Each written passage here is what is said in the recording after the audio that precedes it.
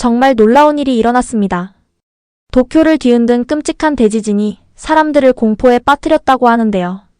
그 사실을 알게 된 한국이 예상치 못한 도움의 손길을 주었다고 합니다. 고통에는 국적이 없어요. 이 한마디가 두 국가의 모든 걸 바꾸었다고 합니다. 재난의 순간에 무너진 것은 단순히 건물만이 아니라 두 나라 사이의 오래된 벽이 무너진 것인데요. 오늘의 감동적인 이야기 지금 바로 시작하겠습니다. 그 전에 잠깐 1초 만에 누를 수 있는 좋아요 버튼을 꾹 눌러주시면 영상 제작에 큰 힘이 됩니다. 안녕하세요. 제 이름은 다이스케이고 도쿄 종합병원에서 내과 전문의로 일하고 있습니다. 병원 복도를 걸으면서 시계를 확인했어요.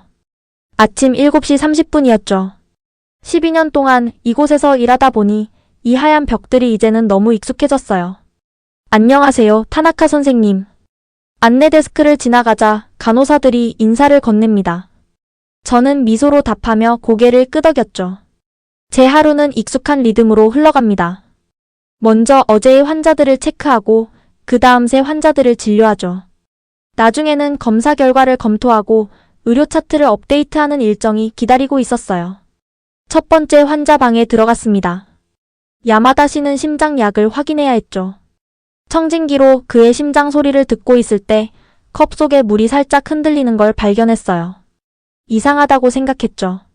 아마도 밖에서 트럭이 지나가는 건가 싶었어요. 약은 규칙적으로 잘 드시고 계신가요? 야마다 씨에게 물었습니다. 그가 대답하려는 순간 갑자기 말이 끊겼어요. 우리 발 아래 바닥이 흔들리기 시작한 거예요. 물컵이 넘어졌고 벽에 걸린 액자들이 기울어졌습니다. 타나카 선생님? 야마다 씨의 목소리가 떨렸어요. 제가 대답하기도 전에 건물이 더 심하게 흔들리기 시작했습니다. 흔들림은 점점 강해졌어요. 책들이 선반에서 떨어지고 의료 장비들이 바닥으로 쏟아졌죠. 불빛이 깜빡이더니 완전히 꺼져버렸습니다. 지진이다. 복도에서 누군가 외쳤어요. 이건 도쿄에서 자주 느끼는 작은 진동과는 달랐어요. 훨씬 더 큰 규모였죠. 야마다 씨를 침대에서 내리도록 도우면서 제 심장은 마구 뛰었습니다. 문간 아래로 가야 해요. 내심 불안했지만 최대한 침착한 목소리로 그에게 말했습니다. 건물이 신음하고 삐걱거리는 소리가 들렸어요. 창문 너머로 보니 다른 건물들이 마치 강한 바람 속의 나무처럼 흔들리고 있었죠.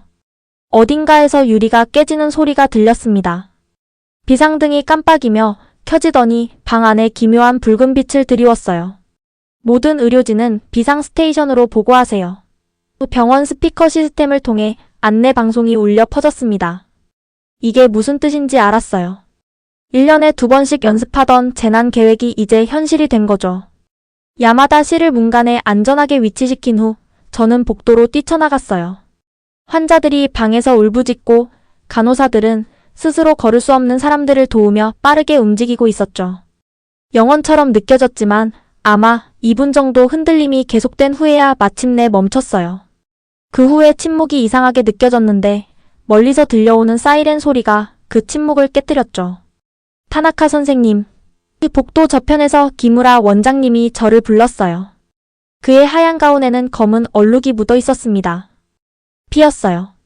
응급실에 모든 인력이 필요합니다. 도시가 완전히 혼란에 빠졌어요.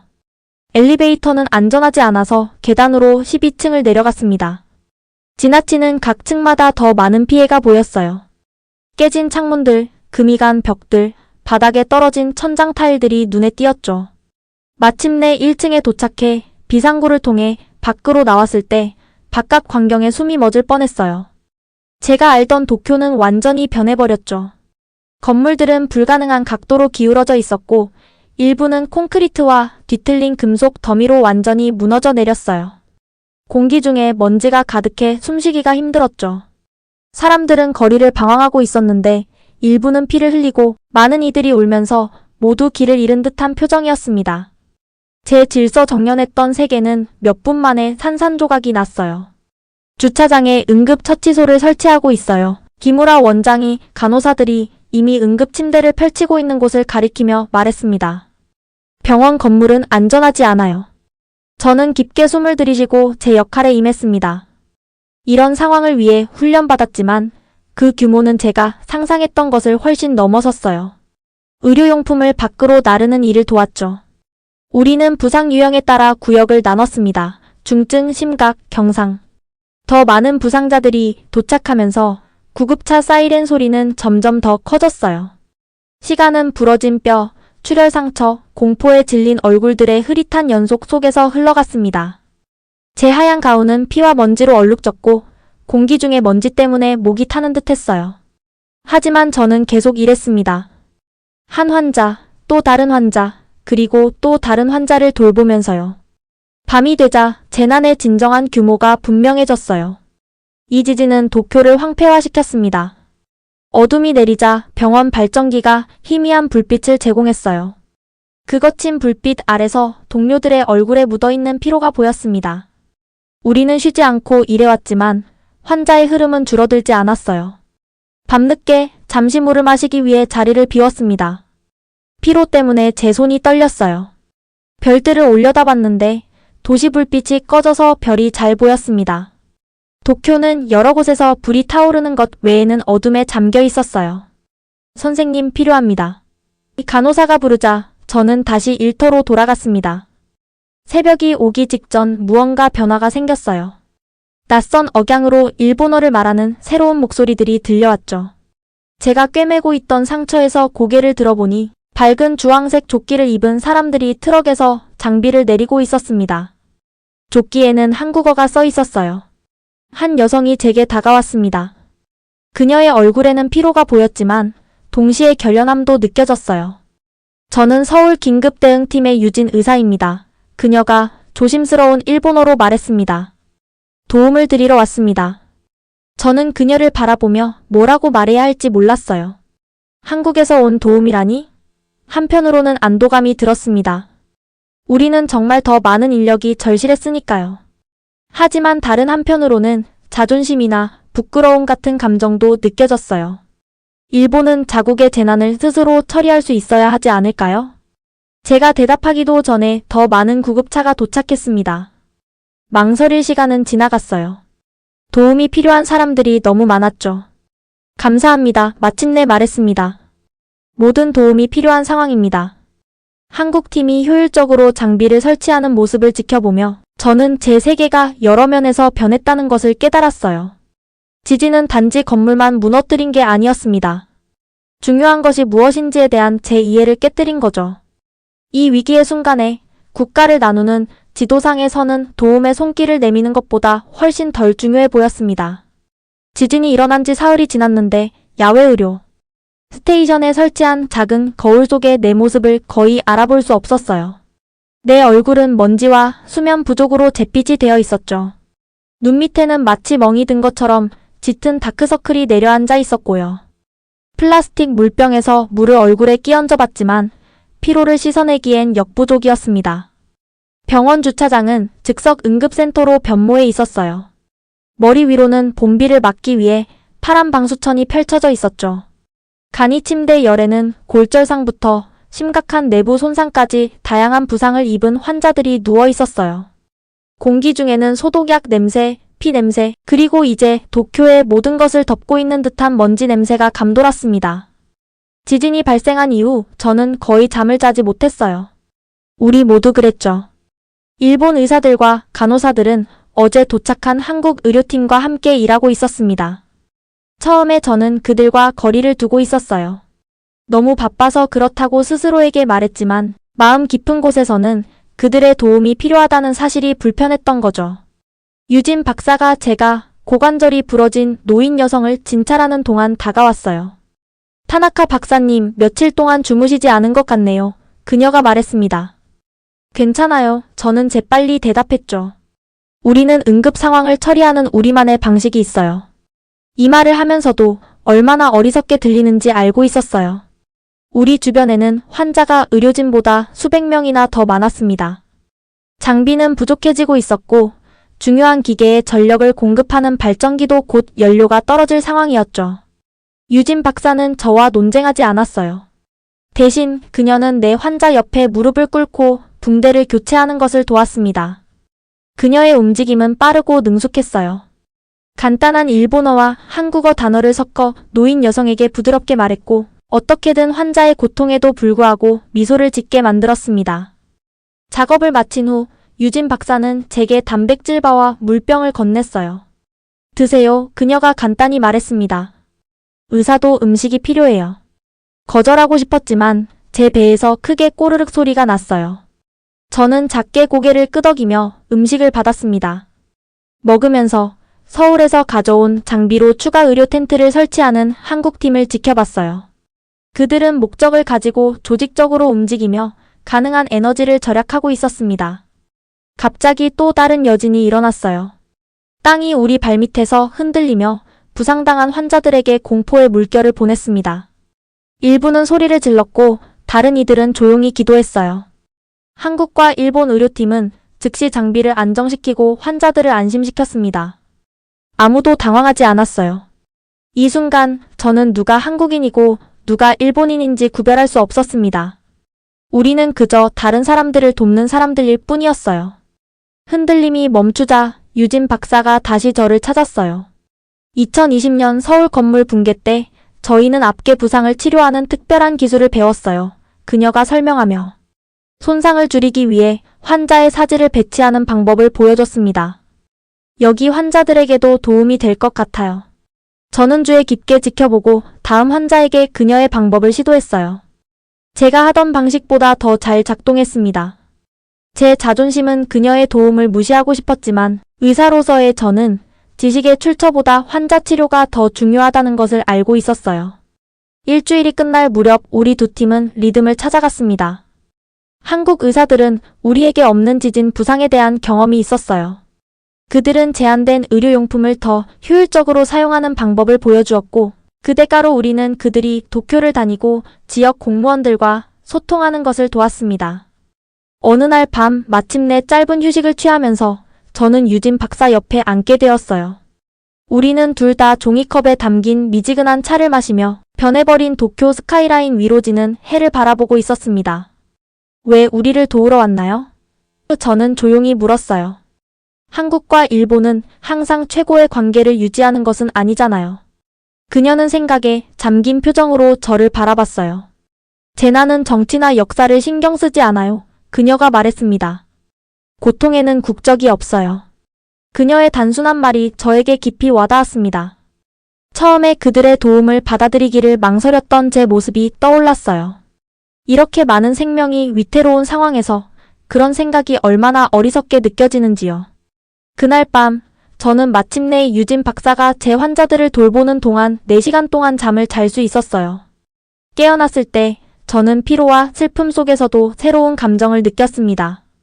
아마도 진정한 힘은 모든 것을 혼자 처리하는 것이 아니라는 깨달음이었을까요? 어쩌면 진짜 힘은 도움을 받아들여야 할 때를 아는 것도 포함하는 것일지도 모릅니다. 지진 발생 후 첫 주가 끝나갈 무렵 저는 작은 변화들을 알아차렸어요. 이제 일본과 한국 의사들은 함께 식사하며 가용한 음식을 나누고 있었습니다.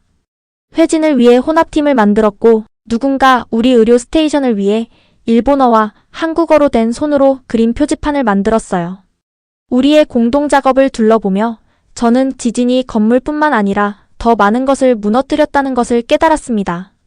그것은 제가 있는지도 몰랐던 벽들과 자존심의 벽, 자급자족의 벽, 내 방식만이 유일한 방법이라고 생각하는 벽을 무너뜨리기 시작했어요. 아직도 해야 할 일이 너무 많았습니다. 복구는 몇 달, 어쩌면 몇 년이 걸릴지도 모릅니다. 하지만 또 다른 긴 하루를 시작하기 위해 소매를 걷어붙이면서 저는 이전과는 다른 느낌을 받았어요. 지진이 일어난 지 2주가 지나자 우리 의료 캠프는 어느 정도 일상의 리듬을 찾아가고 있었어요. 부상자들의 끊임없는 물결은 조금 줄었지만 우리의 일은 계속되고 있었죠. 이제 우리는 새로운 도전에 직면했습니다. 감염을 예방하고 환자들의 회복을 돕고 재난 속에서 약을 잃어버린 만성 질환자들을 치료하는 일이었어요. 매일 아침은 일본과 한국 의료팀의 회의로 시작됩니다. 오늘 계획 텐트에 들어서면서 뭔가 다른 점을 발견했어요. 이제 의자들은 일본 의사들이 한쪽, 한국 의사들이 다른 쪽으로 나뉘어 앉아있지 않았습니다. 모두가 섞여 앉아 같은 주전자에서 따른 커피를 나눠 마시고 있었죠. 나카무라 원장님은 그룹의 가장자리에 서 있었어요. 팔짱을 끼고 있었고 얼굴은 불만족스러워 보였습니다. 그는 우리 팀들이 이렇게 가깝게 협력하는 것을 탐탁지 않게 여기는 듯 했어요. 우리는 일본 의료 지침만 따라야 합니다. 그가 큰 소리로 발표했어요. 응급 단계는 이제 끝났습니다. 한국 동료들에게 감사하지만 이제 우리가 관리할 수 있습니다. 텐트 안이 조용해졌어요. 저는 주변 사람들의 얼굴을 둘러보았습니다. 2주 동안 함께 피로와 여진 그리고 슬픔을 나란히 겪어온 일본과 한국 의사들이었죠. 2주 전이었다면 저도 아마 나카무라 원장님에 동의했을 거예요. 하지만 지금은 그의 말이 불편하게 느껴졌습니다. 유진 박사는 그의 발언에 바로 반응하지 않았어요. 대신 그녀는 제한된 의료물품에 대한 논의를 계속했죠. 저희가 항생제 추적을 위한 새로운 시스템을 개발했습니다. 그녀가 간단한 차트를 보여주며 설명했어요. 작년 부산 병원 위기 때 도움이 됐었거든요. 나카무라 원장님은 텐트 밖으로 나갔고 몇몇 일본 의사들이 그를 따라갔어요. 저는 자리에 그대로 앉아 있었습니다. 병원에 대한 충성심과 제가 옳다고 아는 것 사이에서 갈등하고 있었죠. 약품 추적을 위한 한국 시스템이 우리 것보다 더 나았어요. 그것은 더 많은 환자들에게 도움이 될 것이었습니다. 회의 후 저는 의료 캠프를 걷고 있었어요. 환자들은 봄 햇살 아래 간이 침대에서 쉬고 있었죠. 어떤 이들은 책을 읽고 있었고 다른 이들은 그들을 찾아온 가족들과 조용히 이야기를 나누고 있었어요. 의료진은 침대 사이를 오가며 붕대를 확인하고 약을 주고 있었습니다. 어린이 구역 근처에서 저는 유진 박사를 지켜보기 위해 걸음을 멈췄어요. 그녀는 부모님이 아직 실종 상태인 어린 소녀와 함께 앉아 있었죠. 소녀는 손에 종이약 한 마리를 들고 있었는데 유진 박사가 그녀를 위해 접었을 것이 분명했어요. 그들은 말을 하지 않고 그저 고요한 아침 햇살 속에 함께 앉아 있었습니다. 그날 오후 날씨가 갑자기 변했어요. 검은 구름이 몰려와 폭우를 가져왔죠. 바람이 우리의 텐트 벽과 방수포를 흔들어댔어요. 우리는 서둘러 환자들을 근처의 안전한 몇몇 건물로 옮기기 시작했습니다. 동쪽의 체육관이 안정적입니다. 저는 노인을 들것에 옮기는 것을 도우며 유진 박사에게 말했어요. 거기에 30명의 환자를 수용할 수 있어요. 학교 건물은 20명 더 수용할 수 있습니다. 그녀가 덧붙였어요. 함께 일한다면 폭풍이 더 심해지기 전에 모두를 옮길 수 있을 거예요. 번개가 하늘을 가로질렀고 천둥이 바로 뒤따랐습니다. 비는 더 세차게 내리기 시작했고 땅은 우리 신발을 끌어당기는 진흙으로 변했어요. 환자들은 걱정스러운 표정으로 위를 올려다보고 있었습니다. 나카무라 원장님이 몇몇 일본 의사들과 함께 나타났어요. 잠시 그가 지침에 대한 논쟁을 계속할 것이라고 생각했지만 대신 그는 환자들을 옮기는 일을 돕기 시작했습니다. 날씨는 국경도 신경 쓰지 않는군요. 우리가 함께 들것을 들어 올리며 그가 조용히 말했어요. 폭풍은 우리의 공통된 적이 되었습니다.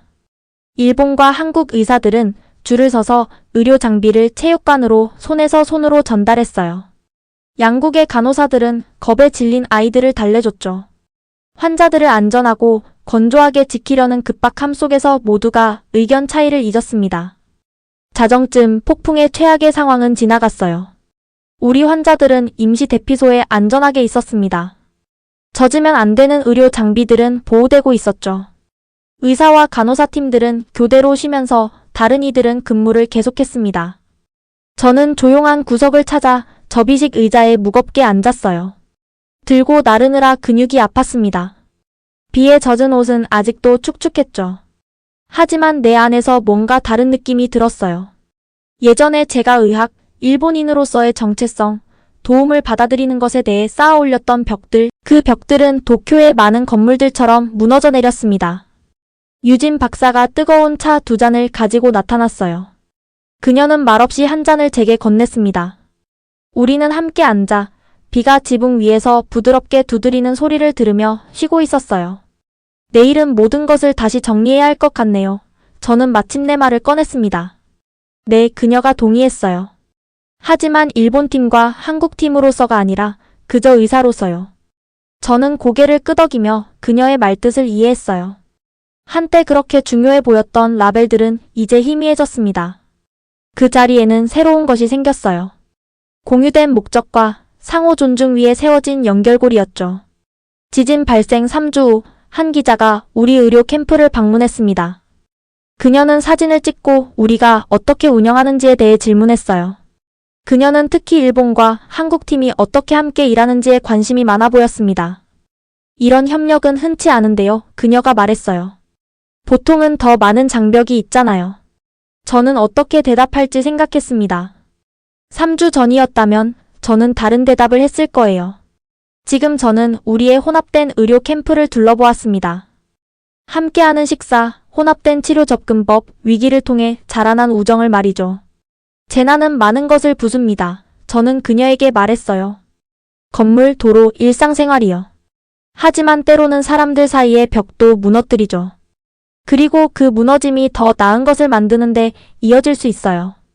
그녀가 제 말을 받아 적는 동안 저는 그 말이 얼마나 진실을 담고 있는지 깨달았습니다. 지진은 제 도시를 산산조각냈지만 동시에 세상을 바라보는 저의 좁은 시야도 산산조각냈어요. 이제 폐허 속에서 우리는 이전보다 더 강한 다리를 놓고 있었습니다.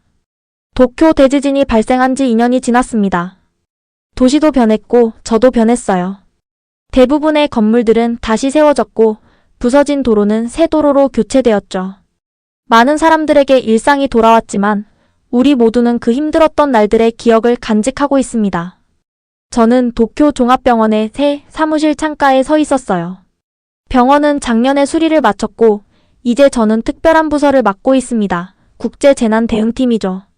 제 벽에는 지진 당시 우리 일본과 한국의 합동 의료팀의 사진이 걸려 있어요.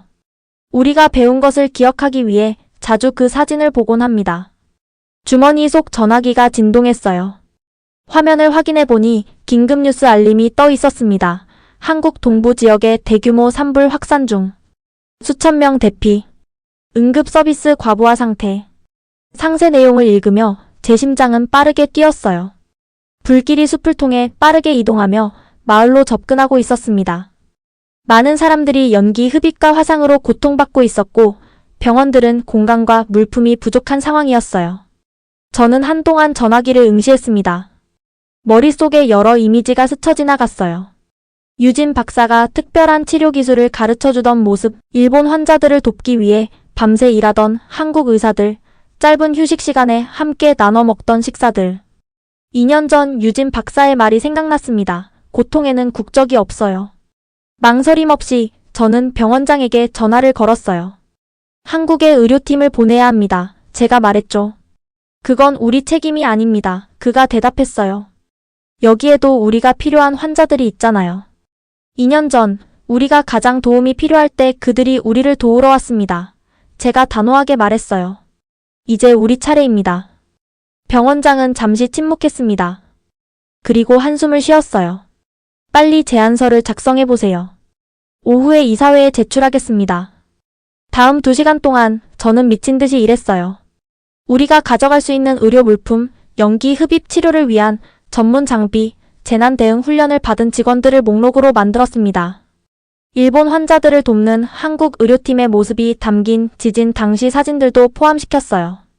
이사회 회의는 영원히 계속되는 것 같았습니다.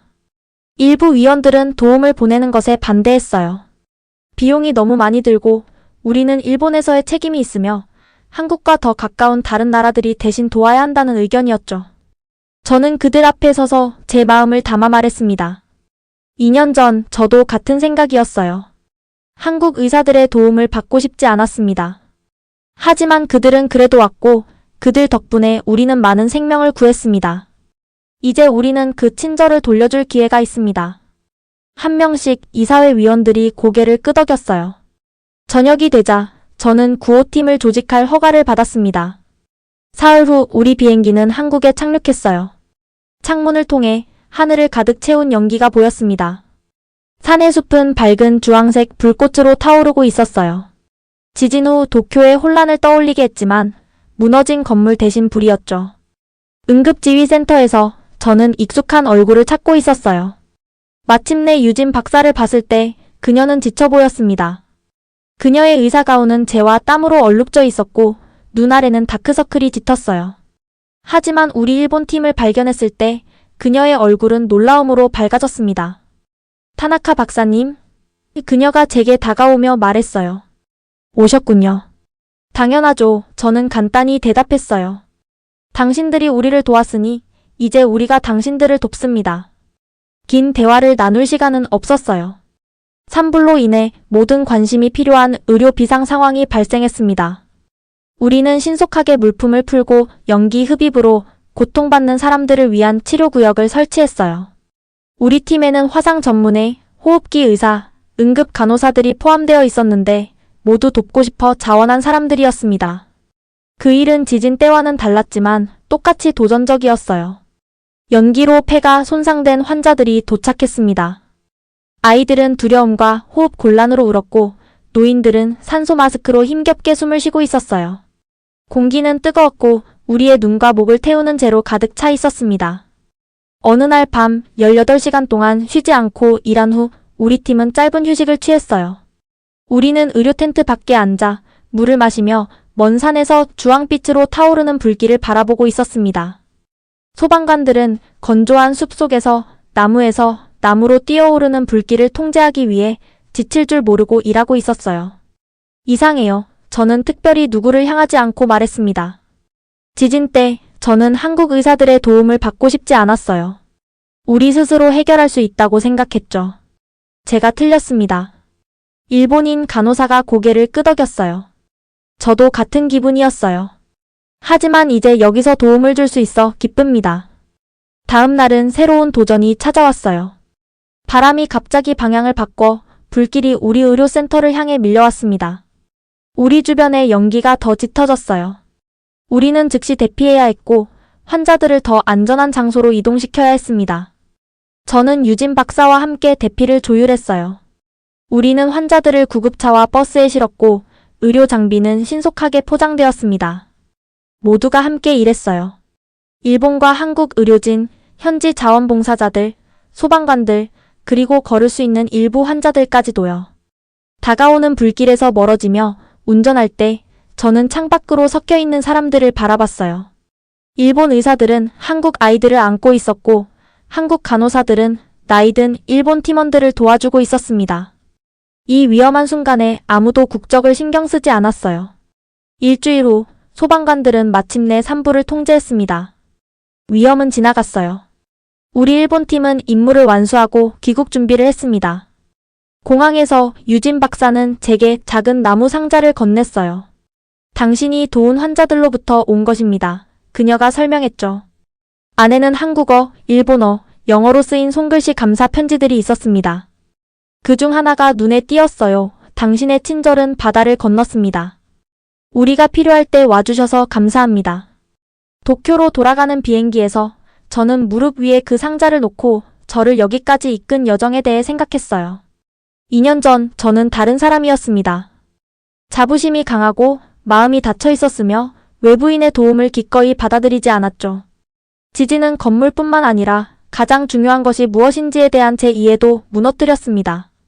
비행기가 도쿄에 착륙하면서 저는 다시 한번 변한 채로 돌아가고 있다는 것을 알았어요. 원이 완성된 것 같았습니다. 한때 한국에서 일본으로 흘렀던 도움은 이제 일본에서 한국으로 흘러갔어요. 하지만 더 중요한 것은 제 안에서 무언가가 변했다는 점입니다. 지도 위에서는 사람들 사이의 연결보다 덜 중요하다는 것을 배웠어요. 재난의 시간에 우리는 간단한 진실을 발견합니다. 우리는 따로보다 함께일 때 더 강합니다. 가장 큰 경계는 국가 간의 것이 아니라 마음 사이에 있는 것이죠. 오늘의 영상은 여기까지입니다. 오늘의 사연 재밌게 보셨다면 좋아요와 구독 꼭 부탁드릴게요.